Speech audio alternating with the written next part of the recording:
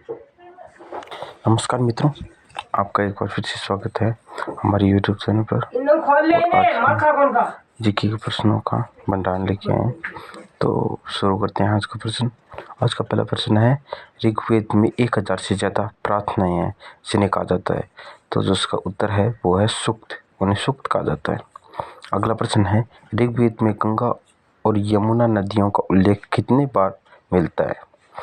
तो जो इसका उत्तर है वो है सिर्फ एक बार। तीसरा प्रश्न है, यजुर्वेद के 2 प्रधान रूप हैं।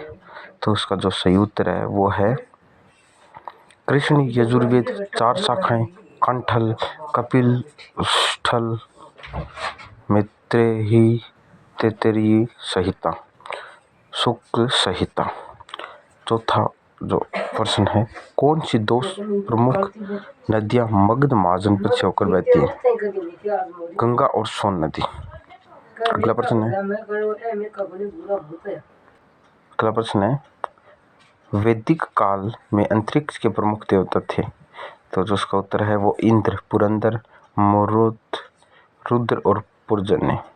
अगला प्रश्न है हमारा, मुझे एक मुट्ठी सरसों के बीज ला कर दो, मैं तुम्हारे पुत्र को जीवित कर दूंगा, यह कथन है।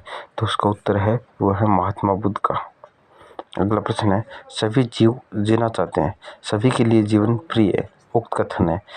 जो उत्तर है इसका वो है महावीर स्वामी का। अगला प्रश्न है, सूत पिटक में उल्लेखित है। तो जो उसका उत्तर है बुद्ध के उपदेशों व संवादों का संकलन। अगले प्रश्न को देखते हैं। अगला प्रश्न है, कितने वर्षों की तपस्या के बाद महावीर स्वामी जिन कहलाए। तो जिसका सही उत्तर है वो 12 वर्षों की। अगला प्रश्न देखते हैं। अगला प्रश्न है, कितने पुरोहित के साथ वैद्य है माधव के पूर्व की और प्रवचन की कथा वर्णित है। तो उसका सही उत्तर है वो है शतपथ ब्राह्मणों में। अगला प्रश्न है, मौर्य काल में लक्षणाध्यक्ष कौन था। तो जो उसका सही उत्तर है वो है टकसाल का प्रभारी कर्मचारी। अगला प्रश्न 12वां प्रश्न है हमारा, मोहनजोदड़ो से प्राप्त योगी की प्रतिमा के निकट कौन कौन से जानवरों का चित्रांकन है। जो इसका सही उत्तर है वो है गेंडा, भैंसा, हाथी, व्याघ्र और हिरण।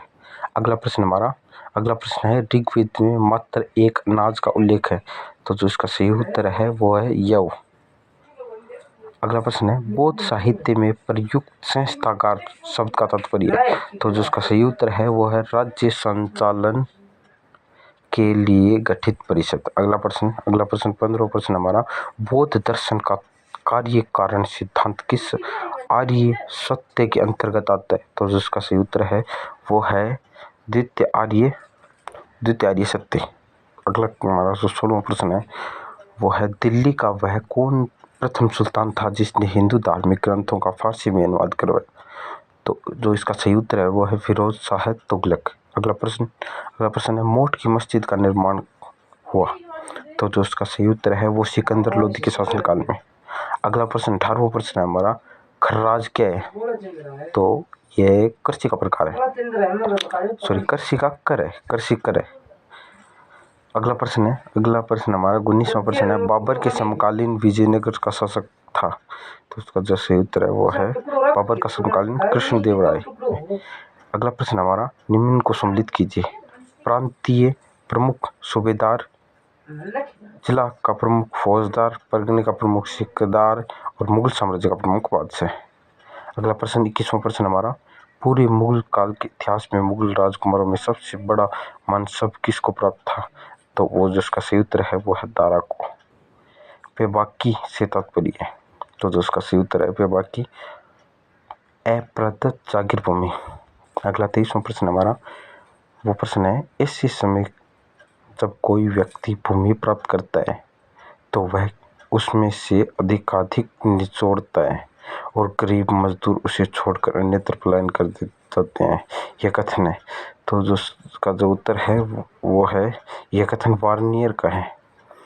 तो मिलते हैं नेक्स्ट ऐसे ही मज़ेदार वीडियो में।